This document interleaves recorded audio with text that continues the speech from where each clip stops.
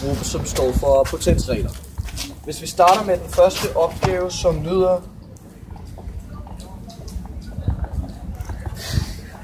A i 6. divideret med A i 4.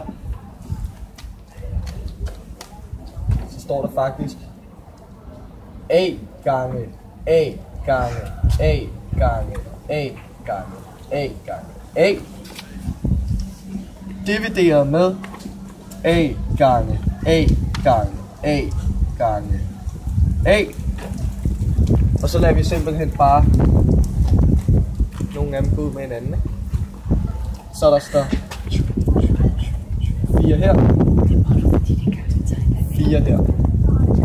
Og det må jeg, fordi at der mellem A'erne står en masse gangetegn.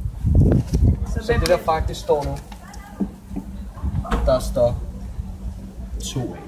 Nej, så AN. Der står AN.